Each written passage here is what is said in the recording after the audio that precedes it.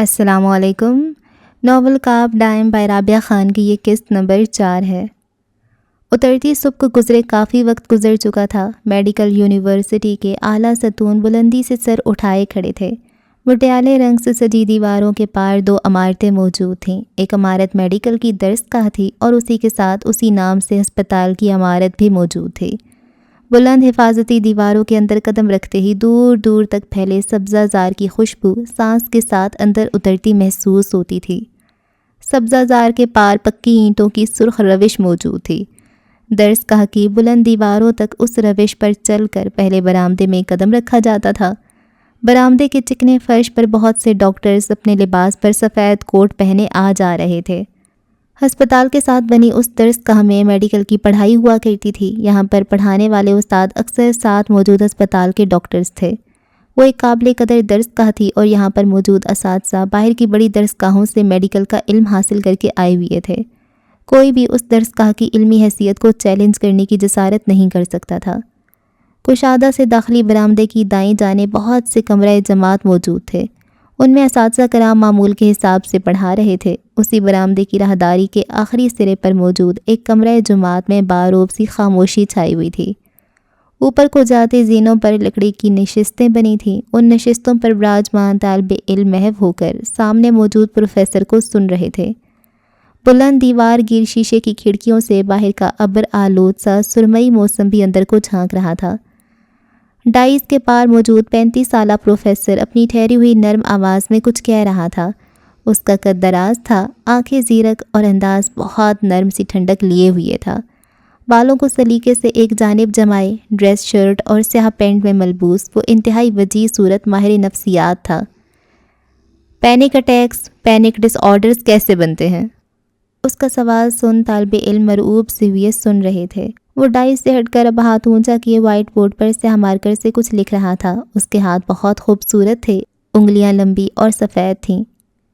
Panic attack ایک وقت تک ہوتا ہے، ایک ڈیوریشن کے بعد اٹیک تھم جاتا ہے۔ انزائٹی اور ذہنی دباؤ، جسے ہم عام زبان میں ڈپریشن کہتے ہیں، یہ 2 اہم عنصر کسی بھی پینک اٹیک کو جنم دینے کے لیے کافی ہیں۔ لیکن پھر بہت سے انسانوں کے پینک اٹیکس ان کے جنرل ڈس آرڈرز میں کیسے بدل جاتے ہیں؟ وہ بورڈ پر جنرل انزائٹی ڈس آرڈر لکھ کر پلٹا تھا۔ یہ آج کا موضوع تھا۔ ہمیں پریشانی کیوں ہوتی ہے؟ انزائٹی کی بڑی وجہ جانتے ہیں کیا ہوتی ہے؟ ڈر اور غیر یقینی۔ اس کے جواب پر خاموش جماعت میں مزید خاموشی پھیلی ہوئی محسوس ہونے لگی تھی۔ ہمارا دماغ غیر یقینی سے نفرت کرتا ہے۔ انسرٹینٹی اینڈ فیئر ہمارے دماغ کے لیے کسی دیمک کی طرح کام کرتے ہیں۔ جیسے ہی ہم کسی واقعے، آنے والے کل یا پھر پوری معلومات نہ ہونے کی وجہ سے انزائٹی کا شکار ہوتے ہیں تو ہمارا دماغ یکدم ڈر جاتا ہے۔ اس لیے ہم فوراً سے اس غیر یقینی کو ختم کرنے کے لیے آگے بڑھ کر معلومات اکٹھی کرنے لگتے ہیں۔ یہ معلومات اکٹھی کرتے وقت دراصل ہم انزائٹی کا شکار ہو رہے ہوتے ہیں، لیکن ہمیں اس کا ادراک نہیں ہوتا۔ کچھ لوگ آنے والے کل کا سوچ کر پریشان ہو جاتے ہیں۔ کیوں ہوتا ہے ایسا کہ رات کو اکثر اپنے فیوچر کے بارے میں سوچ کر آپ کو سانس لینے میں دشواری سی ہونے لگتی ہے؟ وہ اس لیے کیونکہ آپ کے دماغ کو نہیں پتہ کہ آنے والے کل میں کیا ہونے والا ہے۔ یہ غیر یقینی اسے پاگل کرنے لگتی ہے، پھر اسے انزائٹی ہوتی ہے۔ انسان کا سینہ تنگ ہونے لگتا ہے اور دل بند ہوتا محسوس ہونے لگتا ہے۔ آپ اٹھ کر فوراً پڑھنے بیٹھ جاتے ہیں۔ اگر آپ پڑھیں گے نہیں تو میڈیکل کلیئر نہیں کر پائیں گے۔ یہ نہیں کریں تو آپ ڈاکٹر کیسے بن پائیں گے؟ اس غیر یقینی کو ختم کرنے کے لیے آپ بغیر تھکے پڑھتے رہتے ہیں۔ جب آپ کے دماغ کو محسوس ہونے لگتا ہے کہ آپ اس قابل ہیں کہ اپنا فیوچر سیکیور کر سکیں، تب اس کی انزائٹی تھمنے لگتی ہے، کیونکہ انسرٹینٹی کافی حد تک زائل ہو چکی ہوتی ہے۔ اس کے پاس حال کی معلومات آ جاتی ہیں۔ یہ پینک ہونا چھوڑ دیتا ہے، ڈر یکدم ہی ختم ہو جاتا ہے۔ آپ پڑھ کر بستر پر واپس چلے جاتے ہیں۔ یاد رہے اٹیک تھم چکے ہے اب، لیکن پھر آپ کا دماغ آپ کو ایک خیال سے ڈنک مارتا ہے۔ وہ یہاں پر لمحے بھر کے لیے ٹھہرا تھا، ساتھ میں ہلکا سا مسکرایا بھی تھا۔ طالب علم مرعوب سے چہرہ اٹھائے اسے تک رہے تھے۔ یہ آپ کے کان میں سرگوشی کرتا ہے کہ اگر مجھے یہ پینک اٹیک دوبارہ ہوا تو؟ ایک اور غیر یقینی۔ اب آپ کا دماغ مکمل معلومات نہ ہونے کی وجہ سے ڈر کا شکار ہو جاتا ہے۔ اگر آپ کو یہ پینک اٹیکس ہوتے رہے تو آپ تو ذہنی بیمار ہو جائیں گے۔ پھر آپ کو کسی اسائلم میں بھیج دیا جائے گا۔ آپ کا مستقبل تباہ ہو جائے گا۔ آپ وہ انتہائی ٹھنڈے مزاج کے پروفیسر جیسے کیسے بنیں گے پھر؟ غیر یقینی پلس ڈر مل کر آپ کو پھر سے پاگل کرنے لگتے ہیں اور یہاں سے پینک اٹیکس، پینک ڈس آرڈر بننے لگتے ہیں۔ لمحے بھر کو ٹھہر کر وہ بورڈ کی جانب مڑا، پھر ایک سیاہ گول دائرہ بنایا۔ نارمل دماغ ایک نارمل آرڈر میں کام کرتا ہے۔ آپ کا فیوچر آپ کو ڈراتا نہیں ہے، آپ کے خیالات نارمل رفتار سے آتے جاتے ہیں، ایک بالکل نارمل سائیکل چل رہا ہوتا ہے، پھر آپ کا دماغ اس کا آرڈر بدل دیتا ہے۔ اب یہاں غیر یقینی آرڈر موجود ہے، آپ کا دماغ چکر کو الٹی طرف چلانے لگتا ہے، جیسے ہم کار ریورس کرتے ہیں بالکل ویسے ہی۔ مستقبل کا خیال غیر یقینی کو جنم دیتا ہے، غیر یقینی ڈر کو جنم دیتی ہے، اور پھر یہ تین چیزیں آپ کا آرڈر بن جاتی ہیں۔ چونکہ یہ نارمل آرڈر نہیں ہے، اس لیے اسے ڈس آرڈر کہا جاتا ہے۔ آپ کا دماغ سیدھی طرح سوچنے کی بجائے ٹاکسک انداز سے سوچنے لگتا ہے، پھر یہ آپ کا بیہیورل پیٹرن بن جاتا ہے۔ آپ ہر چیز کو ڈر اور غیر یقینی کے ساتھ سوچنے کے عادی ہو جاتے ہیں، پھر ہمارے لیے روزمرہ کی انزائٹی ایک نارمل رویہ بن جاتی ہے۔ ایک ریسرچ کے مطابق اس پینڈیمک کی زد میں آنے کے بعد دنیا میں موجود 80% لوگوں کو جنرل انزائٹی ڈس آرڈر ہو چکا ہے، اور وہ اس بات سے بے خبر ہیں۔ ایک انتہائی اب نارمل پیٹرن ان کے لیے نارمل بن گیا ہے۔ ہمارا دماغ ایک بہت عجیب چیز ہے، عجیب اور خطرناک۔ اگر آپ اسے کنٹرول نہیں کریں گے تو یہ آپ کو کنٹرول کرنے لگے گا۔ اس کے ٹھنڈے سے انداز میں کہنے پر بہت سے طلباء کی ریڑھ کی ہڈی سنسنائی تھی۔ مارکر بند کر کے ڈائس پر رکھتے ہوئے اب وہ جھک کر سفید کاغذات اٹھا رہا تھا، پھر اسے کلاس مانیٹر کی جانب بڑھایا۔ آپ سب کو ایک ہوم ٹاسک دیا جا رہا ہے، اپنے اپنے انزائٹی کے چکر دار دائروں کو بغور اسٹڈی کرنا ہے۔ آپ پینک اٹیک کے دوران آنے والے پینک اٹیکس کے بارے میں کتنا سوچتے ہیں؟ اگر آپ ایسا سوچتے ہیں تو کیا آپ آلریڈی ڈس آرڈر کا شکار نہیں؟ یہ سب سے زیادہ ظالم ہوم ٹاسک ہے پروفیسر، کھنگریالے بالوں والی لڑکی نے مسکرا کر کہا تو وہ بھی جواباً مسکرایا۔ اپنے آپ کو جاننا بہت ظالم ہوتا ہے، لیکن جب تک آپ خود کو جانیں گے نہیں تو اپنے ٹاکسک پیٹرن کیسے بدلیں گے؟ خود کو بدلنے کے لیے خود کو جاننا انتہائی ناگزیر ہے۔ اس کے جواب پر لڑکی آنکھوں میں ڈھیروں ستائش لیے سر ہلانے لگی تھی۔ بہت شکریہ پروفیسر معید حسن، اس نے متانت سے مسکرا کر سر ہلایا اور پھر اپنا سفید کوٹ ہاتھ میں لیے راہداری میں آ نکلا۔ وہ اس قابل قدر درس کا ایک اہم استاد تھا، ایک قابل ماہر نفسیات، معید حسن۔ راہداری میں اب بہت سے طلباء سے ستائش سے تکتے سلام کر رہے تھے۔ وہ نرم مسکراہٹ کے ساتھ سر کے خم سے ان کے جوابات دیتا بغیر رکے آگے بڑھ رہا تھا۔ اس کا کیبن اسپتال کی سائیکیٹرک وارڈ میں موجود تھا۔ سفید لمبی انگلیوں والا ماہر نفسیات اب سنجیدگی سے آگے بڑھ رہا تھا۔ وہ اوپر موجود فلور پر آئی تو یوول سامنے ہی نظر آ گیا۔ اس کی حالت دیکھ کر چند پل وہ گنگ سا کھڑا رہا تھا۔ یہ کیا ہو رہا ہے؟ تمہارے بالوں کو کیا ہوا ہے؟ وہ آفیشل کارڈ انگلیوں میں گھماتی آگے بڑھ رہی تھی، پھر ریسٹ روم کی جانب بڑھ کر اپنا حلیہ درست کیا۔ جب واپس نظر کے آفس میں آئی تو حالت خاص ہی بہتر تھی۔ میک اپ کو ہلکا سا ٹچ دے کر اس نے بالوں میں برش چلایا تو سب کچھ اپنی مدار پر درستگی سے آ لگا۔ میری جولیا سے لڑائی ہو گئی تھی، اس نے اعلان کیا تھا۔ نظر جو کرسی پر پیچھے ہو کر بیٹھا تھا گرتے گرتے بچا۔ وہ دونوں آنکھیں پھیلائے اسے تک رہے تھے۔ اس نے مجھ سے بدتمیزی کی تو میں نے اس کے بال نوچ لیے، کندھے اچکا کر کہا جیسے یہ تو کوئی مسئلہ ہی نہ ہو۔ نظر نے بمشکل اپنے بڑھتے بلڈ پریشر کو نارمل رکھا تھا۔ سیلینا، تمہارے حالات ایسے نہیں ہیں کہ تم اتنی امیر ایکٹریسز سے لڑتی پھرو۔ اگر وہ تم پر فائن فائل کر دے گی تو دینے کے لیے پیسے نہیں ہوں گے تمہارے پاس۔ بہتر یہی ہے کہ خاموش رہ کر اپنا کام کیا جائے۔ اس نے مجھے سب گارڈز کے سامنے فلاپ ایکٹریس کہا تھا بھائی، یہ کوئی بات نہیں ہوتی۔ اس نے بھی جواباً اسی خفگی سے کہا تو نظر نے گہرا سانس لیا، پھر مزید بحث کو ٹال کر دراز میں سے کچھ نکالنے لگا۔ اگلے ہی پل اب وہ اس کی جانب کچھ بڑھا رہا تھا۔ Official card. سیلینا نے ایک جھٹکے سے اس سے کارڈ جھپٹا تھا۔ واہ واہ، پہلے ایک کارڈ نہیں مل رہا تھا، اب تو دو ہو گئے ہیں۔ وہ دونوں کو نگاہوں کے سامنے کیے بچوں کی سی خوشی سے کہہ رہی تھی۔ یوول اس کی خوشی دیکھ کر بے ساختہ ہی مسکرایا تھا، البتہ نظر کی پیشانی پر استفہامیہ سے بل نمودار ہوئے تھے۔ یہ دوسرا کارڈ کہاں سے آیا؟ چیف انکل نے دیا اپنا کارڈ، جتا کر اس کی گوش گزار کیا تو وہ گہرا سانس بھر کر رہ گیا۔ وہ ان دو کارڈز کو دیکھ کر نہیں تھک رہی تھی، پھر الوداعی کلمات کہہ کر یوول کے ساتھ باہر کی جانب بڑھ گئی۔ ایک ڈائریکٹر نے ہم سے تمہارے متعلق رابطہ کیا ہے، ہو سکتا ہے اس کا سیکریٹری تم سے کچھ دنوں تک رابطہ کرے۔ اگر ان کا فون آئے تو فوراً حامی بھر لینا۔ لیڈ رول کی بات کر رہے تھے وہ وہ اس کی جانب خوشی سے چمکتی آنکھیں لیے دیکھتی رہی، پھر مسکرا کر سر ہلاتی لفٹ کی جانب بڑھ گئی۔ آفیشیل لفٹ کا خواب پورا ہوا چاہتا تھا۔ یوول اس کی خوشی پر مسکراتا ہوا اسے ہاتھ ہلا رہا تھا، وہ بھی پرجوش سی ہاتھ ہلاتی رہی۔ لفٹ کے دروازے بند ہوئے تو یوول پلٹ آیا، نظر اپنے آفس میں پریشانی سے براجمان تھا۔ چیف نے اگر خود ہی اسے کارڈ دینا تھا تو ہم سے اتنا رسکی کام کروانے کی کیا ضرورت تھی؟ یوول نے اندر آتے ہی پوچھا تو نظر نے لا علمی کے باعث سر نفی میں ہلایا۔ چیف کا رویہ اس کے لیے بھی سوالیہ نشان تھا۔ اسی فلور کے نچلے فلور پر یاسر ایک بار پھر حنیفہ کے سامنے ہاتھ ادب سے آگے باندھے کھڑا تھا۔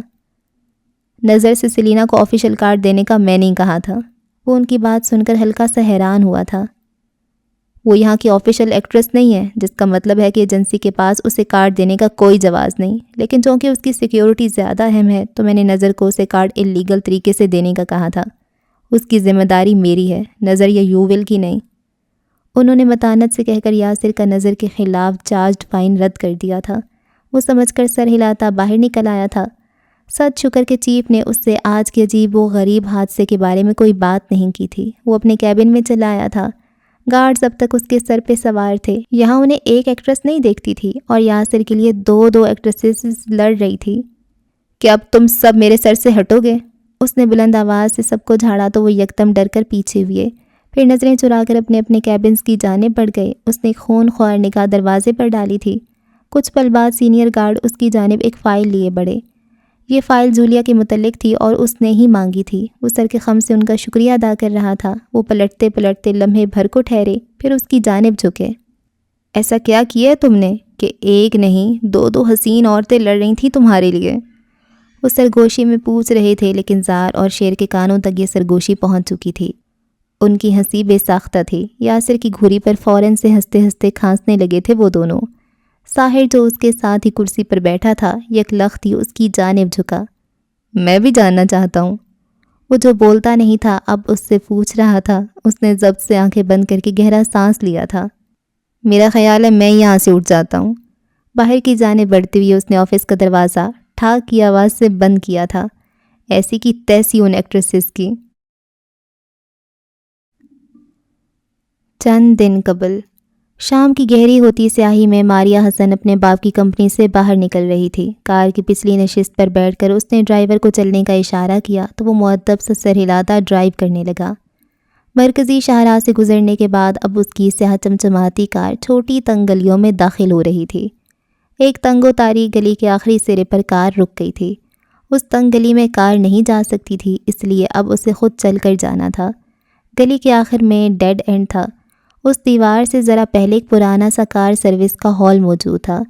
یہاں پر خستہ حال سی گاڑیاں کھڑی تھیں۔ آئل اور کار کے کھلے پرزوں کی عجیب سی بو تھی اس کباڑ خانے میں۔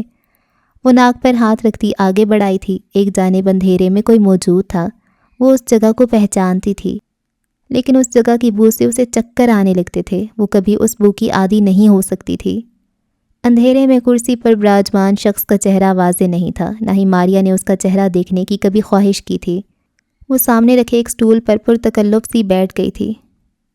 ملٹنٹ، میں نہیں جانتی تم کون ہو، کہاں سے ہو اور کیسے دکھتے ہو، لیکن میں اتنا جانتی ہوں کہ تم اپنے کام میں خاصے ماہر اور منجھے ہوئے ہو، اس لیے ہم ڈائریکٹ کام کی بات پر آئیں گے۔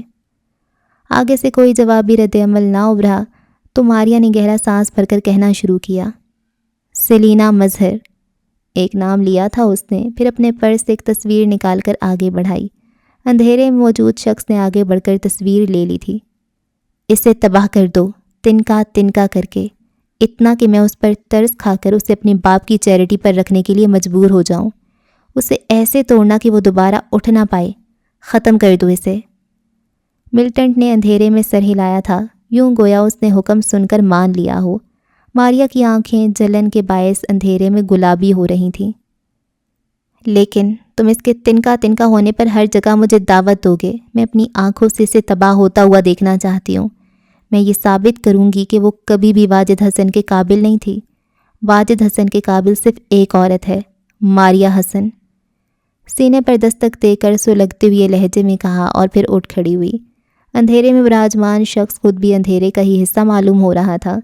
وہ باہر نکل کر آئی تو تیزی سے ہانپ رہی تھی۔ اندر کی گھٹن اسے سانس نہیں لینے دے رہی تھی۔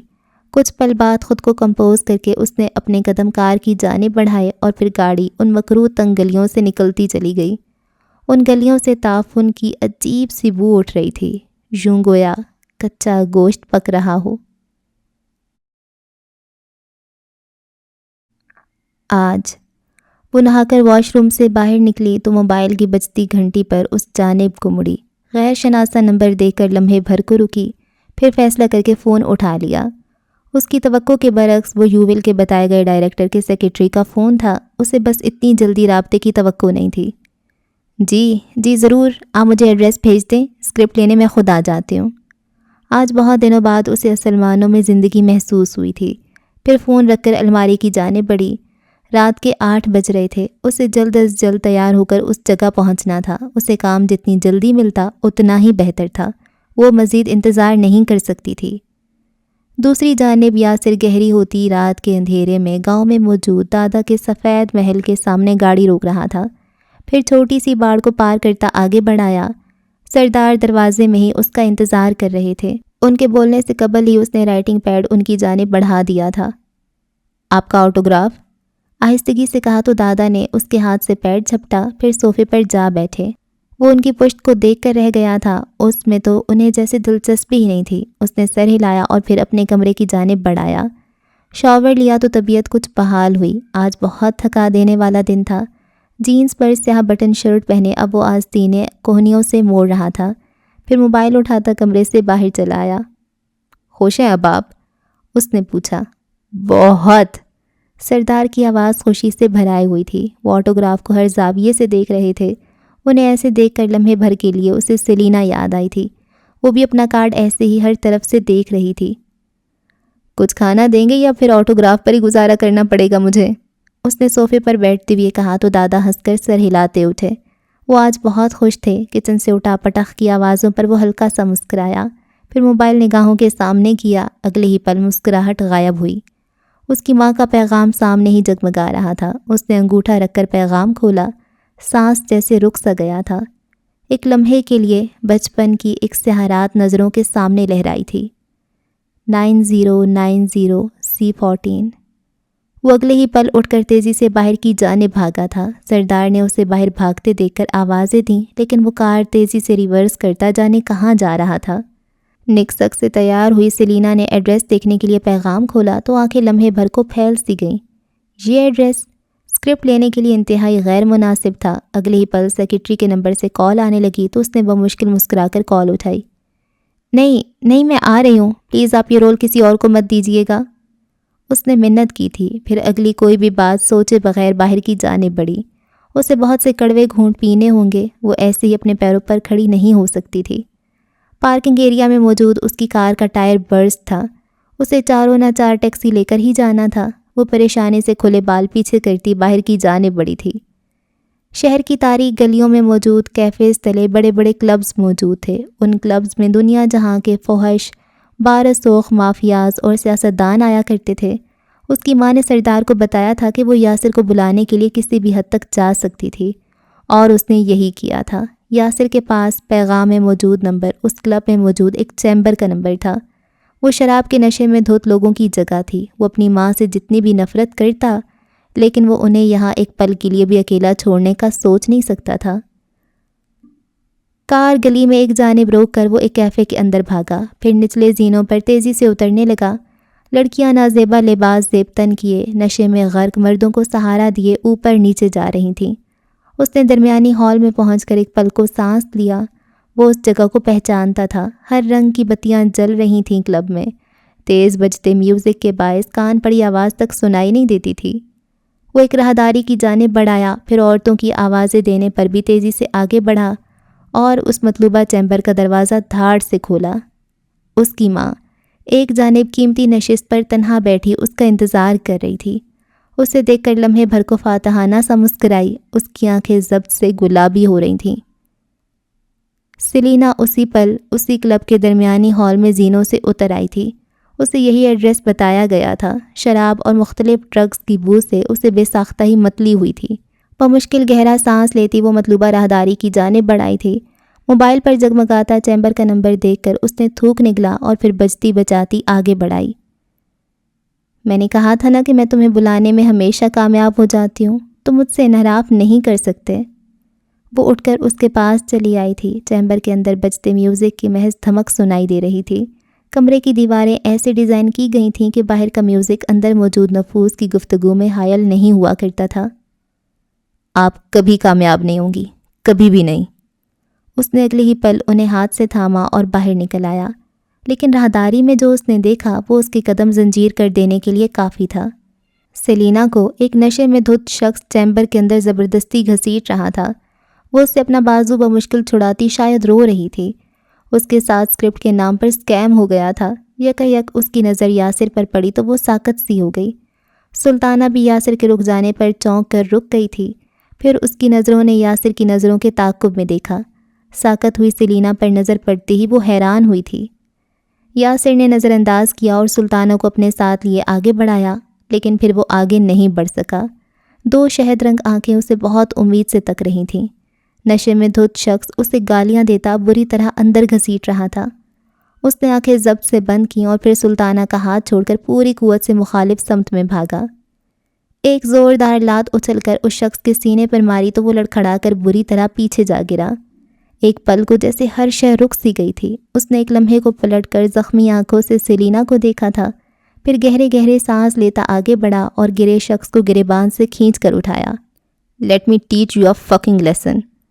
اس نے اگلے ہی پل اس کے جبڑے پر ایک زوردار مکہ مارا تھا اور پھر جب تک اس نے اس کا جبڑا پھاڑ نہیں دیا تب تک مارتا رہا۔ بجتے میوزک کے باعث کسی کو بھی اس چیختے شخص کی آواز نہیں جا رہی تھی۔ نیلی پیلی روشنیوں میں سب جیسے خون آلود ہو گیا تھا۔ وہ اگلے ہی پل پیشانی سے پسینہ صاف کرتا مڑا۔ سیلینا کو جارحانہ سے انداز میں کوہنی سے تھاما اور اپنے ساتھ گھسیٹتا ہوا آگے بڑھا۔ وہ اس کے ساتھ کھینچی چلی جا رہی تھی۔ راہداری کے سرے پر ٹھہر کر دونوں ہاتھ سے اس نے اپنی ماں کو بھی کوہنی سے تھاما اور پھر پتھر چہرہ لیے۔ دونوں عورتوں کو تھامے کلب کے مکروہ ماحول سے انہیں بچاتا ہوا نکال لایا۔ کلب کی لیڈ کرسی پر بیٹھی کڑوا مشروب حلق سے اتارتی ماریہ حسن نے دلچسپی سے اس شخص کو دیکھا تھا۔ اس شخص نے سیلینا کو بچا کر اس کا بنا بنایا کھیل بگاڑ دیا تھا۔ پھر وہ زہر خندہ سا مسکرائی۔ اس بجتے میوزک میں بھی وہ کچھ گنگنا رہی تھی۔ وہ رابرٹ فراسٹ کی ایک نظم تھی، کارپ ٹائم۔ پھر ٹھہر کر مسکراتی ہوئی اٹھ کھڑی ہوئی۔ گنگناہٹ اب تک جاری تھی۔ Be happy happy happy and seize the day of pleasure. اس نظم سے کوئی کیسا بھی مطلب نکالتا، لیکن جو ظالم اور خوفزدہ کر دینے والا مطلب ماریہ نے اس سے اخذ کیا تھا وہ کسی بھی انسانی زندگی میں قابل قبول نہیں تھا۔ ایک ہی سطر بار بار گنگنا کر آگے بڑھتی وہ اب تک مسکرا رہی تھی۔ اس کے لیے اثر کھیل اب شروع ہوا تھا۔ ماما، بابا بہت بیمار ہیں، میں بہت اکیلا اور ڈرا ہوا ہوں۔ بابا چل نہیں سکتے۔ بابا اب کبھی نہیں اٹھ سکتے۔ ماما، کیا آپ مجھے سن رہی ہیں؟ ہسپتال کے کاؤنٹر پر رکھے فون کا ایک سرا کان سے لگائے۔ اس کی ہتھیلیوں میں پسینہ آ چکا تھا۔ 11 سالہ ایک بچہ بھیگی آنکھیں لیے روندھی آواز لیے کہہ رہا تھا، ماما۔ اس نے ایک بار پھر کہا۔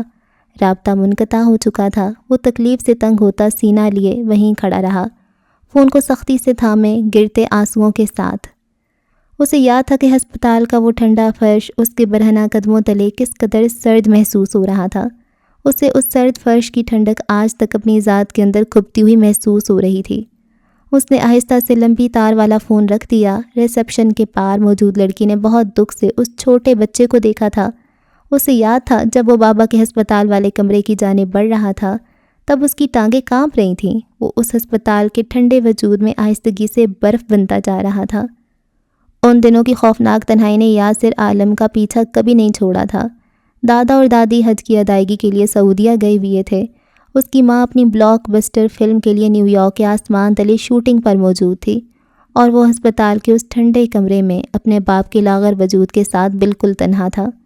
اس نے ہاتھ آگے بڑھا کر بابا کے ہاتھ کو چھوا۔ وہ ہاتھ زندگی سے خالی تھے۔ کمرے کے دروازے پر موجود گول شیشے سے بس یہی دکھائی دیتا تھا کہ ایک چھوٹا سا لڑکا اپنے باپ سے کچھ کہہ رہا تھا۔ اس کے گرم آنسو اپنے باپ کے ٹھنڈے ہاتھوں پر گر رہے تھے۔ شاید وہ ان سے کہہ رہا تھا کہ وہ انہیں بچا لے گا، وہ انہیں اپنی ماں کی طرح کبھی تنہا نہیں کرے گا۔ ہاں، وہ یہی کرے گا۔ اس نے یہی کیا تھا۔ اس نے گرتے آنسوؤں کے ساتھ اپنے باپ کو اس رات بہت سی کہانیاں سنائی تھیں۔ ایسی کہانیاں جن میں موت ہار جاتی ہے اور زندگی جیت جاتی ہے۔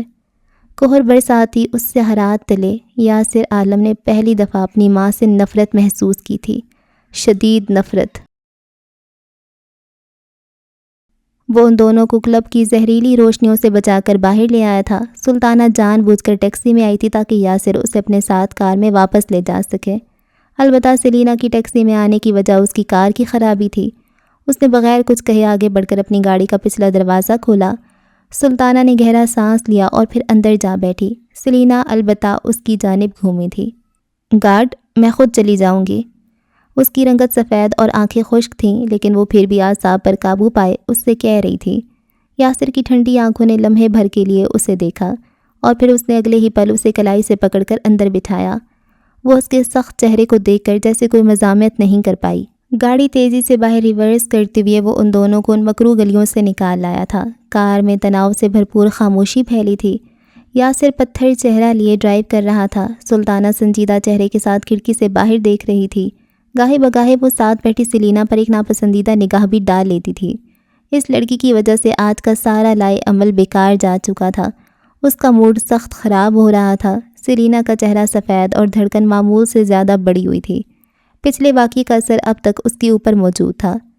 کئی پہروں کی ڈرائیو کے بعد یاسر اب سلطانہ کے بنگلے کے سامنے کار روک رہا تھا۔ اس نے اسے اپنی کار سے اترنے تک کے لیے نہیں کہا تھا۔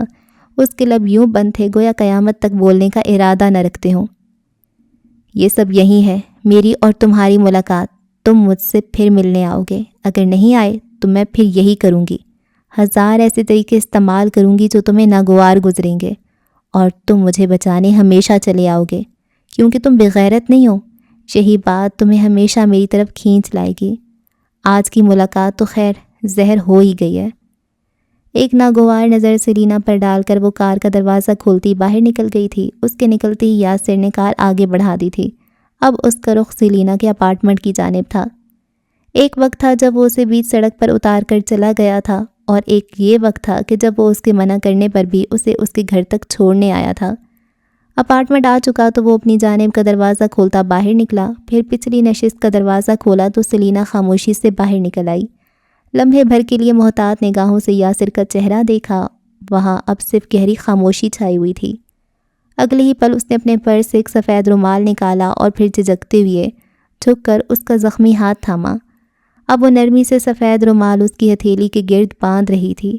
یاسر نے اسے نہیں روکا، نہ ہی اسے جھڑکا، نہ ہی اپنا ہاتھ اس کی گرفت سے نکالنے کی کوشش کی۔ کس نے بلایا تھا وہاں پر تمہیں؟ سنجیدگی سے پوچھا تو اس کا چلتا ہاتھ لمحے بھر کو ٹھہرا۔ لبوں پر زبان پھیر کر اس نے چہرہ اٹھاتے ہوئے اسے دیکھا تھا۔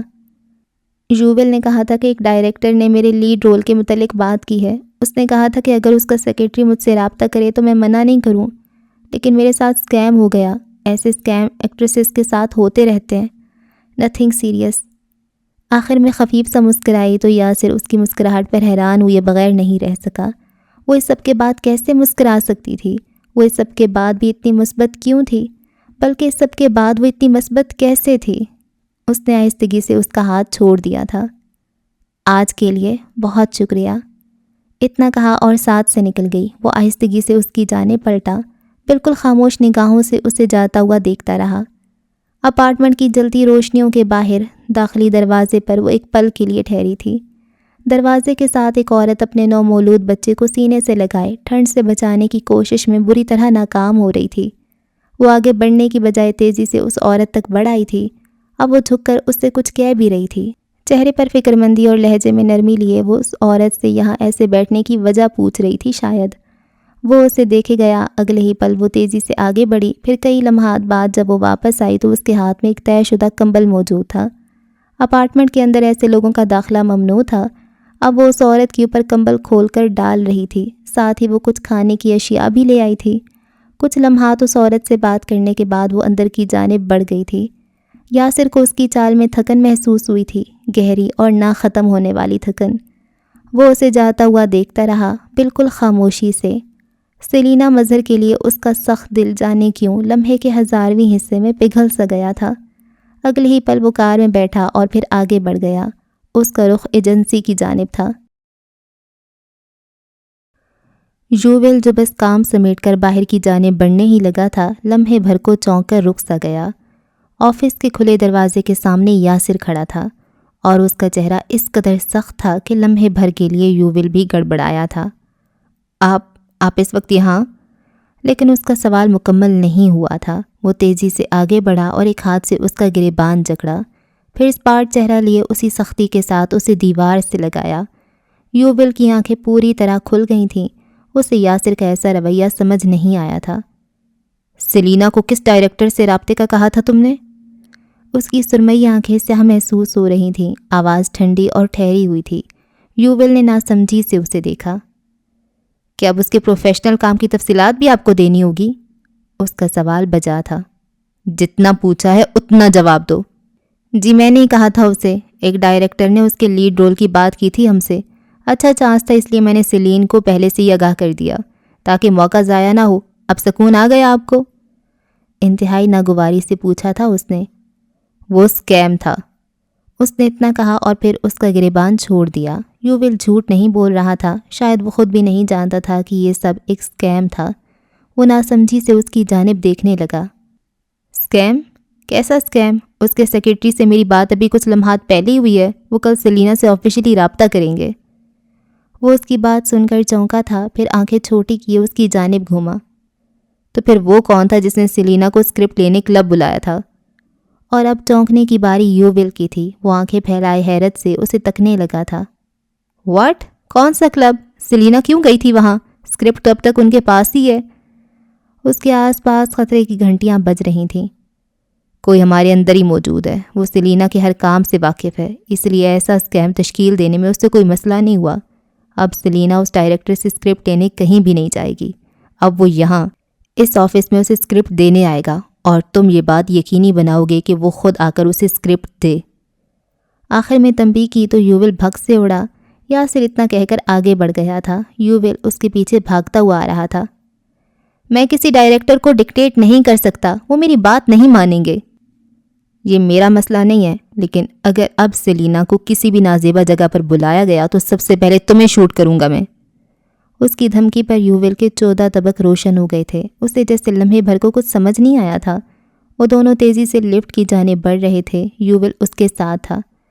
میں سچ کہہ رہا ہوں، وہ میری بات نہیں مانیں گے۔ سیلینا کو اگر بلایا گیا تو میں کچھ نہیں کر سکتا سوائے ان کے حکم کی تعمیل کرنے کے۔ وہ ہانپتا ہوا کہہ رہا تھا۔ یاسر لمحے بھر کو ٹھہرا تک نہیں۔ لفٹ کے اندر داخل ہو کر اس نے بس ایک لمحے کے لیے دروازے کے پار کھڑے یوول کو دیکھا تھا۔ میں سچ میں کچھ نہیں کر سکتا، یوول نے بے چارگی سے کہا تھا۔ ڈائریکٹر کے ایسے کسی بھی مطالبے پر فون مجھے دینا، بس اتنا کام ہے تمہارا۔ آپ کیا کریں گے اور کس حیثیت سے کریں گے؟ یوول کو اس کا سنجیدہ چہرہ خوفزدہ کر رہا تھا۔ یاسر نے ہاتھ آگے بڑھا کر لفٹ کا بٹن دبایا۔ دروازے درمیان سے جڑنے کے لیے آگے بڑھنے لگے۔ اس نے اس کے سوال کا جواب نہیں دیا تھا۔ اسے بلا وجہ کے سوالات زہر لگتے تھے۔ دروازہ درمیان سے بند ہوا تو یوول غائب ہو گیا۔ لفٹ اب تیزی سے نیچے جا رہی تھی۔ وہ سیدھے چہرے کے ساتھ کھڑا اب کچھ سوچ رہا تھا۔ ہسپتال کے صاف ستھرے سے حصے میں سائیکیٹرک وارڈ موجود تھا۔ بہت سے مریض سفید فرش پر رکھی کرسیوں پر انتظار کر رہے تھے۔ ریسیپشن پر موجود لڑکیاں فون کان سے لگائے نرم لہجے میں بول رہی تھیں۔ وہاں گہما گہمی تھی لیکن شور محسوس نہیں ہوتا تھا۔ اس کے کانوں کو یہ ٹھنڈی سی گہما گہمی بھلی محسوس ہو رہی تھی۔ آج اس نے نیلی جینز پر گلابی سی نرم سویٹ شرٹ پہن رکھی تھی۔ وہ شرٹ خاصی ڈھیلی ڈھالی سی تھی۔ اس کی آستینیں ہتھیلیوں تک آتی تھیں۔ شہد رنگ بالوں پر پھولدار رومال باندھے، آنکھوں پر بڑا سا چشمہ لگائے وہ چہرہ جھکائے اپنے نمبر کا انتظار کر رہی تھی۔ کچھ لمحات بعد وہ بھی اٹھ کر آگے بڑھائی۔ دروازہ دھکیل کر اندر داخل ہوتے ہوئے وہ خاموشی سے اندر چلی آئی تھی۔ سامنے براجمان معید حسن نے لمحے بھر کو چہرہ اٹھا کر اسے دیکھا تھا، پھر ہلکا سا مسکرایا۔ اس کی مسکراہٹ اتنی نرم گرم سی تھی کہ سیلینا کو اپنی زندگی کے گرم تھپیڑے تھمتے محسوس ہوئے تھے۔ آپ یہاں کیوں آ گئیں؟ میں آپ کو پرسنل کلینک میں ٹریٹ کر سکتا ہوں، نرمی سے مسکرا کر کہا تو وہ بھی جواباً ہلکا سا مسکرا دی۔ لوگ شاید اس لیے ہمارے نفسیات سے دور بھاگتے ہیں۔ آپ لوگ اپنے پیشنٹس کو اپنا عادی بنا لیتے ہیں، پھر وہ اتنے بے صبرے ہو جاتے ہیں کہ پرسنل کلینک کی بجائے پبلک کلینک میں ہی ٹریٹ ہونے چلے آتے ہیں۔ اس نے صاف گوئی سے کہا تو وہ لمحے بھر کو ہلکا سا ہنس دیا۔ اس کی آنکھیں گہرے بھورے رنگ کی تھیں۔ کھڑکی سے اندر کو گرتی دھوپ میں معید کی آنکھیں چمک رہی تھیں۔ سیلینا نے کبھی کسی مرد کو اتنا خوبصورت نہیں دیکھا تھا۔ وہ ہر دفعہ اس کی خوبصورتی سے مرعوب ہو جایا کرتی تھی۔ ہم عادتیں چھڑانے والے لوگ ہیں، ہمیں ہی عادت بنا لینا ایک بہت بڑا نقصان ثابت ہو سکتا ہے آپ کے لیے۔ وہ اس کے جواب پر سر ہلانے لگی تھی۔ معید ٹھیک کہہ رہا تھا۔ آپ کی ذہنی حالت کیسی ہے؟ پچھلے سیشن کو کافی عرصہ گزر چکا ہے، مجھے لگتا ہے شاید آپ میڈیسن سے ریکور کر رہی ہیں، لیکن آپ کا اگلا اپوائنٹمنٹ دیکھ کر مجھے خاصی حیرت ہوئی تھی۔ میری ایٹنگ ڈس آرڈرز بڑھتے جا رہے ہیں معید۔ میں جب بھی اسٹریس یا پھر پریشانی کا سامنا کرتی ہوں تب میں اپنا کھانا یا تو بالکل چھوڑ دیتی ہوں یا پھر اتنا کھا لیتی ہوں کہ مجھے الٹیاں ہو جاتی ہیں۔ میں میانہ روی سے کھانا نہیں کھا پا رہی، یہ چیز مجھے پاگل کر رہی ہے۔ اس نے کہہ کر آنکھوں پر چڑھا چشمہ اتار لیا تھا۔ اس کی شہد رنگ آنکھیں بھی دھوپ کی تمازت سے چمک رہی تھیں۔ گوری گلابی سی رنگت اور بھرے بھرے سے گلابی ہونٹوں کی اوپر سیاہ تل۔ معید حسن نے بغور اس کا ستا ہوا چہرہ دیکھا تھا۔ آپ نے اپنے پیٹرن پر کافی حد تک قابو پا لیا ہے، پھر ایسی کیا چیز ٹریگر بنی کہ آپ پھر سے وہیں جا کھڑی ہوئی ہیں جہاں سے چلی تھیں؟ وہ نرمی سے پوچھ رہا تھا، سفید لمبی انگلیاں ایک دوسرے میں پھنسائے۔ سیلینا کو اس کے خوبصورت ہاتھوں نے ہمیشہ متاثر کیا تھا۔ کچھ بھی ٹھیک نہیں ہو رہا معید۔ جب کچھ بھی ٹھیک نہیں ہوتا تو میں اپنی فرسٹریشن کھانے سے نکالنے کی کوشش کرتی ہوں۔ میرا ویٹ بھی اس لیے بہت زیادہ لوز ہوا ہے کیونکہ میں کئی دن کھانا نہیں کھاتی۔ کھانے کے نام سے مجھے متلی ہونے لگتی ہے۔ پھر کچھ دن ایسے آتے ہیں کہ میں کھانے کو ہی اپنا سب کچھ سمجھنے لگتی ہوں۔ میں اتنا کھاتی ہوں کہ میرا معدہ مزید سہار نہیں پاتا۔ مجھے پھر کئی دنوں تک الٹیاں ہوتی رہتی ہیں۔ یہ پیٹرن پچھلے 3 مہینوں سے پھر شروع ہو چکا ہے اور اب یہ میرے ہاتھ سے نکلتا جا رہا ہے۔ مجھے کچھ سمجھ نہیں آ رہا۔ اس نے بہت تھک کر کہا تھا۔ ٹاکسک پیٹرن کبھی بھی اس کے جان نہیں چھوڑا کرتے تھے۔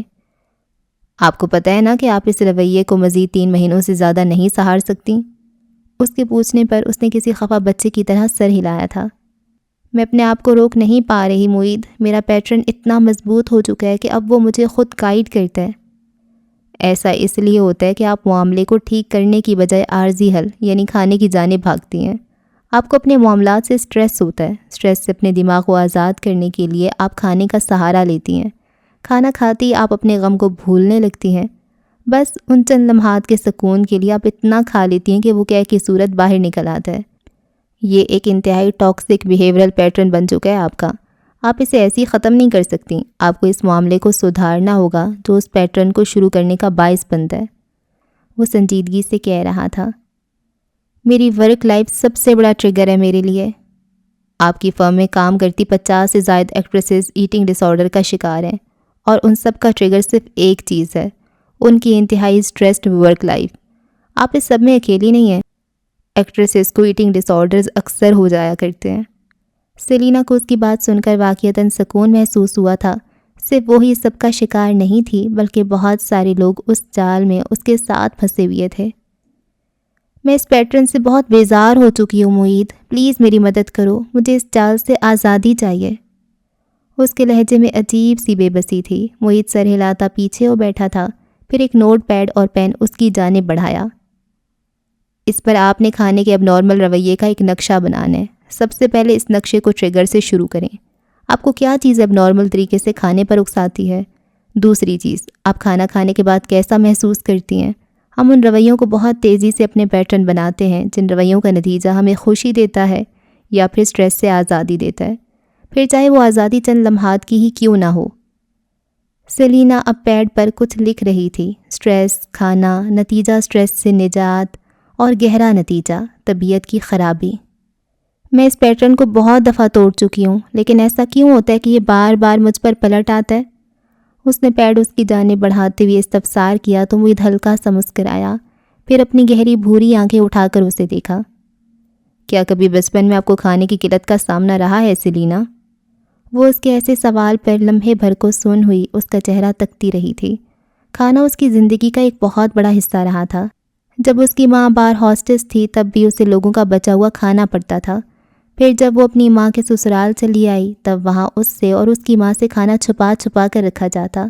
کتنی راتیں وہ بھوک سے بلک کر سوئی تھی، کتنی راتیں اس نے ماں کو روتے ہوئے یہ بتاتے گزاری تھیں کہ وہ بھوکی ہے۔ معید کا آفس کہیں بہت پیچھے رہ گیا تھا اور اب وہ سڑک پر بے منزل چل رہی تھی۔ اس کی کار میکینک کے پاس تھی، اس لیے اسے پیدل ہی سڑک پر چلنا پڑ رہا تھا۔ اسے اپنے بچپن کے وہ سارے تکلیف دہ لمحات یاد آنے لگے جب وہ بھوک کی شدت سے بلکتے ہوئے سوئی تھی۔ اسے اس انڈسٹری میں محض ایک شے نے دھکیلا تھا، اور وہ تھی بھوک۔ بھوکا رہ جانا اس کا سب سے بڑا خوف تھا۔ کسی بھوکے کو دیکھ کر اسے بچپن کی سرد راتوں میں اپنے اندر پلتی بھوک یاد آ جایا کرتی تھی۔ وہ نہ چاہتے ہوئے بھی بھوکوں کو کھلانے پر مجبور ہو جاتی۔ وہ سڑک پر موجود بھوک کی شدت سے بلکتے ان بے لباس بچوں کو دیکھتی تو اپارٹمنٹ میں کئی پہروں تک چھپ کر روتی رہتی۔ اسے ان بچوں کی محرومی میں اپنا آپ نظر آیا کرتا تھا۔ سڑک بہت طویل تھی، شہد رنگ بالوں پر باندھا گیا پھولدار رومال دھوپ میں چمک رہا تھا۔ وہ سڑک پر چلتی کہیں بہت دور نکل آئی تھی، دور، بہت دور۔ احسن علی سے اس کی ماں کا نکاح ہو چکا تھا۔ وہ ان دونوں کو اپنے گھر لے آئے تھے۔ اس کی ماں نے اس کے رخساروں کو اپنے دونوں ہاتھوں میں لیے یہاں آنے سے قبل کچھ کہا تھا۔ سیلین، اب ہمارے تکلیف دہ دن ختم بیٹا، اب ہم پیٹ بھر کر کھا سکیں گے۔ وہ خوش ہو گئی، 2 وقت کی روٹی پیٹ بھر کر عزت سے، اسے اور کیا چاہیے تھا؟ لیکن ایسا کچھ نہیں ہوا۔ گھر آتی ہی انتہائی نفرت سے ان دونوں کی جانب دیکھا گیا۔ وہ چھوٹی تھی، اسے نفرت کے بارے میں اتنا کچھ خاص پتہ نہیں تھا، لیکن اسے اتنا پتہ تھا کہ وہ اور اس کی ماں اس عزت دار گھرانے میں ایک انتہائی مکروہ حصہ تھے۔ وہ اس گھرانے کے لائق نہیں تھے۔ احسن علی نے ان کے لیے محاذ پر ہر جنگ لڑی۔ وہ جب تک زندہ رہے تب تک دونوں ماں بیٹی سکون سے کھانا کھا سکے، لیکن پھر ان کی اچانک وفات نے ان دونوں کو رزق سے محروم کر دیا۔ گھر کی بھابیاں کھانے کے ٹیبل پر انہیں اپنے ساتھ بٹھانا گوارا نہیں کیا کرتی تھیں۔ اس کی ماں سارا دن کام کر کے بھی ان کے لیے قابل عزت ثابت نہ ہو سکی۔ وہ ان کے ساتھ ایک ٹیبل پر بیٹھ کر کھانا کھانے کے بارے میں سوچ بھی نہیں سکتی تھی۔ سیلینا دروازے کی چوکھٹ میں کھڑی محروم نگاہوں سے کھانے کو تکتی رہتی۔ وہ چھوٹی تھی اور خاصی کمزور بھی۔ اس کے شہد رنگ بالوں کی 2 چوٹیاں اس کے کندھے پر پڑی ہوتی تھیں۔ مہاجبین کے پرانے کپڑے پہنے وہ محروم نگاہوں سے ان سب کو کھاتے دیکھتی رہی۔ اس محرومی نے ساری عمر اس کا ساتھ نہیں چھوڑا۔ رات وہ اپنی ایڑیوں پہ اونچی ہو کے سلیب پہ رکھی روٹیوں کو دیکھتی۔ وہ سوکھی روٹیاں ہوا کرتی تھیں، اتنی سوکھی کہ انہیں حلق سے اتارنا ناممکن ہوتا تھا۔ وہ انہیں پانی میں ڈبو کر بمشکل حلق سے اتارا کرتی تھی۔ اسے رونا نہیں آتا تھا۔ اسے پتہ نہیں تھا کہ سوکھی روٹیوں پر رونا چاہیے۔ رحمہ اور زبیدہ کے امیر بھائی باہر ملک سے واپس آتے تو گھر کے بچوں کے ہاتھوں میں تحائف سنبھلنے سے قاصر ہو جاتے۔ مہنگے پرفیوم، اسٹیشنری، نت نئے رنگوں کی پینسلیں اور خوبصورت جوتے، ان کے پاس ہر شے کے ڈھیر لگ جایا کرتے تھے۔ وہ تب بھی دروازے کی چوکھٹ میں کھڑی انہیں تکتی رہتی۔ اسے یہاں سے آگے بڑھنے کی اجازت نہیں تھی۔ اس کی محرومی سوا ہوتی گئی، وہ اندر سے خالی ہوتی جا رہی تھی۔ ماں نے پھر سے کسی بار میں جاب ڈھونڈ لی تھی۔ شاید یہ اس ایک کم تنخواہ کو حاصل کرنے والے شوہر کو چھوڑ دینے کا نتیجہ تھا، ایک ذلت جو اب تک ان کے چہروں پر مسلط تھی۔ وہ بھی عمر، مہاجبین اور گھر کے مزید بچوں کی طرح کسی کو بابا کہنا چاہتی تھی۔ اس کی زبان ترس گئی تھی یہ لفظ کہنے کے لیے۔ اسے تو احسن کو بھی بابا کہنے کا موقع نہیں مل سکا تھا۔ اسے اپنی پوری زندگی میں کسی کو بھی یہ لفظ کہنے کا موقع نہیں مل سکا تھا۔ اس کی تائیاں اپنے بچوں کو نگاہوں میں تنبیہ کیا کرتی کہ اس کے سامنے کسی بھی تحفے کو نہ کھولیں، نظر لگ جائے گی۔ وہ ایسی نظریں سمجھنے کے لیے بہت چھوٹی تھی۔ ان کی تیز نظروں کو معصومیت سے تکنے کے علاوہ اس کے پاس اور کوئی راستہ نہیں تھا۔ پھر ماں کئی دن گھر نہیں آیا کرتی۔ وہ ان گھر والوں کے رحم و کرم پر رہنے لگی۔ بچوں میں صرف ایک عمر اس سے مانوس تھا، وہ اس سے چھوٹا تھا۔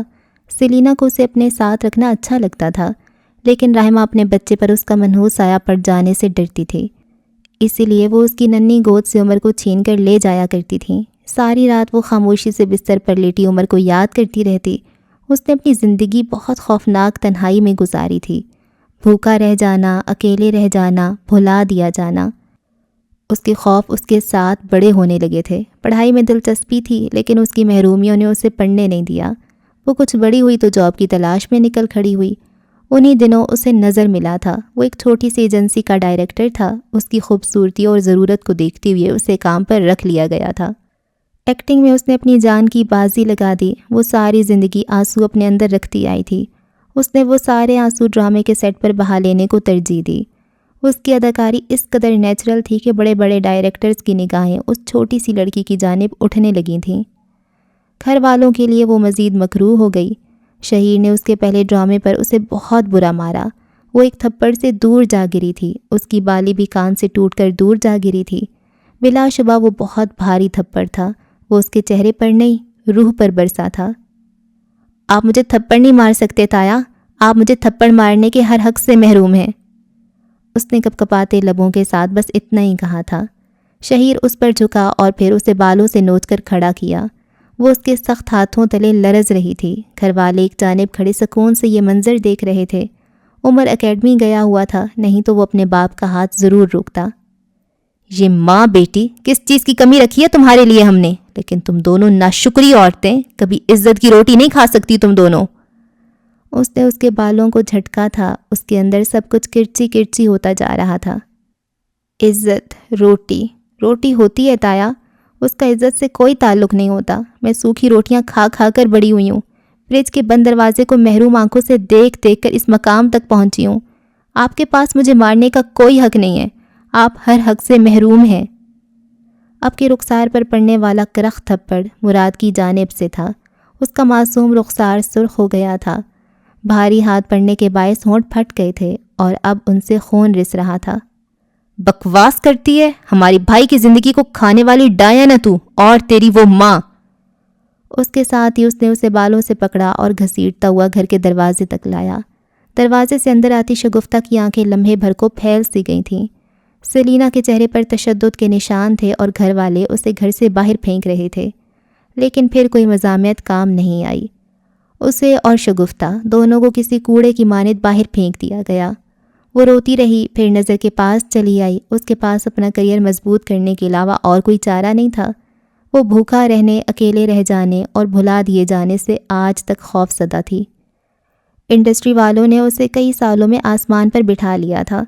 وہ برانڈڈ لباس زیب تن کرنے لگی، اس کی رہائش اور سواری سب سے مہنگی تھیں، لیکن بچپن کی محرومیاں کبھی ساتھ نہیں چھوڑتیں۔ اس کی محرومیاں چھپ ضرور گئی تھیں، لیکن وہ آج تک اس کے ساتھ بڑی ہو رہی تھیں۔ اپنے ایک ڈرامے کے شوٹ کے دوران ہی اسے واجد حسن ملا تھا، انتہائی نرم دل اور عزت کی نگاہ رکھنے والا واجد۔ وہ پہلی ہی نظر میں اس کی دیوانی ہو گئی تھی۔ وہ اس سے محبت کرنے لگی تھی، وہ اسے عزت دے رہا تھا، اسے ہر عزت دینے والے سے محبت ہو جایا کرتی تھی۔ واجد بھی اسے زیادہ دیر تک نظر انداز نہیں کر سکا۔ وہ بہت خوبصورت تھی، اسے نظر انداز نہیں کیا جا سکتا تھا۔ ان دونوں کے درمیان محبت کا رشتہ قائم ہو گیا، کبھی ساتھ نہ چھوڑنے کی قسمیں اور وعدوں کا سلسلہ چل نکلا۔ وہ اپنے کریئر کی بلندی پر تھی، لیکن پھر اس کے ساتھ وہ ہوا جو اسے اس بلندی سے پستی میں لیے آ گرا۔ سیلینا مظہر پر ڈرگز کا سکینڈل ثابت ہو چکا تھا اور وہ واجد حسن کے لیے ایک ناقابل قبول انسان ثابت ہو گئی تھی۔ سڑک تھم گئی تھی، اس نے رخساروں کو چھو کر دیکھا تو وہ بھیگے ہوئے تھے۔ سڑک ختم ہو چکی تھی، لیکن ماضی کی تکلیف دہ یادیں اب تک ساتھ تھیں۔ وہ داخلی دروازے سے اپارٹمنٹ کی عمارت میں داخل ہوئی، پھر لفٹ کی جانب چلی آئی۔ ابھی لفٹ کا دروازہ بند ہونے ہی لگا تھا کہ سیاہ دستانے والا ہاتھ لمحے بھر کو دروازوں کے درمیان آیا۔ انسانی موجودگی کے باعث دروازہ پھر سے کھل گیا تھا۔ سیاہ لباس میں ملبوس شخص اندر داخل ہوا۔ اس کے چہرے پر سیاہ ماسک چڑھا تھا اور سر پر کیپ لیے وہ نظریں جھکائے اندر داخل ہوا تھا۔ لفٹ کا دروازہ بند ہو گیا۔ سیلینا نے ایک سرسری سی نگاہ اس شخص پر ڈالی تھی، اور اس سے پہلے کہ وہ کچھ سمجھ پاتی، آگے والے نے اس کے گلے میں موٹی سی رسی ڈال کر پیچھے کی جانب زور سے کھینچا تو وہ کھانستی ہوئی آگے جھکی۔ اس کا سانس بند ہو رہا تھا۔ وہ ہاتھ مارتی بمشکل لفٹ کے بٹن دبانے کی کوشش کر رہی تھی۔ کھینچا تانی میں اس کا رومال کھل کر لفٹ میں ہی گر گیا تھا۔ حملہ آور پوری قوت سے رسی پیچھے کی جانب کھینچ رہا تھا۔ وہ ہمت ختم ہونے پر بے ساختہ ہی گھٹنوں کے بل جھکی تھی۔ گلے سے رسی نکالنے کی کوشش میں اس نے اپنے ناخنوں سے اپنی ہی گردن زخمی کر لی تھی۔ اسے لگا وہ مر رہی ہے۔ اس کا سانس حلق کے بالکل آخری حصے میں اٹکا ہوا تھا۔ لفٹ کے بٹن پر رکھا اس کا ہاتھ کپ کپا کر نیچے آ گرا تھا۔ زبیر اینڈ سنز کمپنی کا چھوٹا بیٹا اس کا فین تھا، لیکن اس سے پتہ نہیں تھا کہ وہ ایک سٹاکر فین ہے، ٹاکسک فین۔ اس نے اسے اپنی پارٹی میں مدعو کیا تھا اور پھر اس کے مشروب میں ڈرگز کھول کر اسے پلا دی تھی۔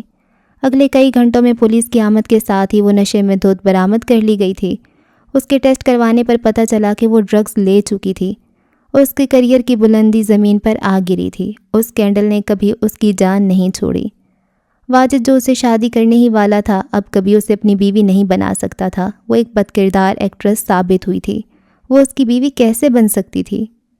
کپ کپاتا ہاتھ زمین پر رکھے وہ کھینچ کر سانس لے رہی تھی۔ اس کی آنکھوں سے کئی آنسو ٹوٹ کر گرے۔ شدت پر اسے لگا گویا اس کے پھیپھڑے پھٹنے کو ہیں۔ کیا یہ اس کا انت تھا، ایک محروم ایکٹریس کا انجام؟ واجد حسن، ماں، محروم زندگی، شہیر کے ہاتھوں پڑی مار، بھوک کی اذیت، اذیت پر اذیت۔ اس کی مزاحمت دم توڑ رہی تھی۔ وہ مر رہی تھی، وہ مرنے والی تھی کہ یکا یک لفٹ کے دونوں دروازے ایک دوسرے سے جدا ہوئے اور کسی نے حملہ آور کو زوردار لات ماری تو وہ پیچھے دیوار سے جا لگا۔ اسے سمجھ نہیں آیا، وہ نیم بے ہوشی کی حالت میں تھی۔ آنے والا حملہ آور کو بری طرح مار رہا تھا، لیکن حملہ آور اس کی گرفت سے نکل کر بھاگ چکا تھا۔ اس شخص کے پاس فی الحال اس کے پیچھے بھاگنے کا وقت نہیں تھا۔ سیلینا کا وجود ہوا سے بھی زیادہ ہلکا ہو گیا تھا۔ اسے سانس نہیں آ رہا تھا۔ پھیپھڑے جیسے سانس لینے سے انکاری ہو گئے تھے۔ اس کا مسیحا اب اسے سیدھا کیے اس پر جھکا ہوا تھا۔ اس کی ادھ کھلی آنکھیں اسے تک رہی تھیں۔ وہ شاید اس کا رخسار تھپ تھپا کر کچھ کہہ رہا تھا۔ وہ اسے سن نہیں پا رہی تھی۔ سب دھندلا ہوتا جا رہا تھا اور پھر اس شخص نے اسے اپنے ہاتھوں میں اٹھا لیا۔ اب وہ اسے لیے تیزی سے آگے بھاگ رہا تھا۔ اذیت جیسے تھم رہی تھی۔ وہ بے ہوش ہوئی، اس کے ہاتھوں میں جھول رہی تھی۔ اسے بس بچانے والے کی آنکھیں یاد تھیں۔ وہ سرمئی آنکھیں تھیں، خوبصورت اور سرمئی۔ اوکے جی، تو اس ایپیسوڈ کو یہاں پہ ختم کرتے ہیں، اور یہ ایپیسوڈ کافی ایموشنل تھی سیلینا کی لائف پہ۔ بہت فنی سی وہ بندی ہے، اور لیکن اس کا جو پاسٹ ہے وہ بہت ایموشنل ہے۔ اس کے چاچا کتنے برے تھے، کم آن اس کے سگے چاچا نہیں تھے، لیکن ایک انسانیت بھی تو کوئی چیز ہوتی ہے نا۔ مجھے سمجھ نہیں آتی آپ کسی کو کیسے اتنا بھوکا رکھ سکتے ہو۔ ایز اے چیریٹی آپ کسی کو اتنا کچھ دے دیتے ہو، لیکن اگر کوئی آپ کے گھر میں رہ رہا ہے تو آپ اس کو کیسے کھانا آفر نہیں کر سکتے؟ اتنی نفرت کیسے کر لیتی ہیں عورتیں؟ اتنی زیادہ نفرت، اللہ۔ اور پھر وہ اس کے اندر یہ چیز بن گئی۔ بہت سے لوگ ہوتے ہیں جو کہ بچپن میں بہت غریب ہوتے ہیں، تو بعد میں جب ان کے پاس پیسہ آ بھی جاتا ہے تو وہ جو ان کی اس ٹائم میں جو چیز کو وہ ترسے ہوتے ہیں نا، فار ایگزامپل کپڑے، بہت سی عورتیں ہوتی ہیں وہ اوروں کے کپڑے بچپن میں دیکھتی ہیں تو وہ اب اچھے کپڑے نہیں اس ٹائم خرید سکتی، تو جب ان کے پاس پیسہ آتا ہے تو وہ کپڑے ہی خریدتی رہتی ہیں، ہر طرح کے کپڑے پہ وہ ختم ہی نہیں ہوتی اندر سے، بس وہ ہر ٹائم کپڑے کپڑے کپڑے ہی لیتی رہتی ہیں۔ اور کھانے کا ایسے ہوتا ہے، بہت سے لوگ پھر بعد میں ہر ٹائم اچھا کھانا کھاتے رہتے ہیں، اچھے سے اچھا کھانا ان کو کھانا ہوتا ہے تو یہ ایک سائیکی کہہ سکتے ہیں بس۔ تو بچپن میں بچوں کو اس لیے اتنی زیادہ کیئر دینی پڑتی ہے، ایکسٹرا ان کے ساتھ بہت پیار کیا جاتا ہوتا ہے تاکہ ان کے اندر کوئی کمی نہ رہ جائے۔ تو کیونکہ جو بچپن کے ٹراماز ہوتے ہیں نا، وہ بعد میں ہمیں نہیں پتہ ہوتا کہ وہ کس وجہ سے ہم لوگ ایسے ریئیکٹ کر رہے ہیں۔ وہ بچپن میں ہمارے ساتھ ایسا کچھ ہوا ہوتا ہے۔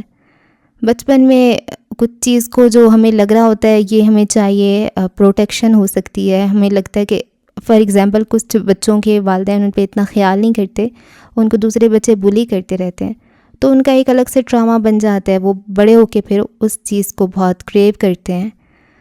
تو بہت سی چیزیں ہوتی ہیں، بس بچوں کا بہت خیال رکھنا چاہیے، اپنے بچوں کا بھی اور باقیوں کے بچوں کا بھی، جس کا جتنا آپ خیال رکھ سکیں۔ اینی ویز، تو یہ سیلینا کی تھی تو وہ بھوکی رہی ہے، تو اب وہ اس کو ایٹنگ ڈس آرڈرز ہو گئے ہیں، تو وہ سٹریس میں یا تو کھانا ہی چھوڑ دیتی ہے یا بہت زیادہ کھانے لگتی ہے۔ اور یہ معید حسن جو سائیکیٹرسٹ ہے، یہ اس کو کیوں لا رہے ہیں؟ یہ کوئی مین کیریکٹر ہے اور اتنا پیارا ہے، اور کیا ہوا ہے، اور اس نے بچایا ہے اس کو، سیلینا کو بار میں سے، اور اب پھر بچا رہا ہے، تو وہ اس کو جب سے اس کی لائف میں آ رہی ہے وہ اس کو بچا ہی رہا ہے۔ مے بی اس کا باڈی گارڈ بن جائے، ہے نا۔ خیر جی، اگلی قسط میں ہوتی ہے ملاقات، رکھیں دعاؤں میں یاد۔ اللہ حافظ۔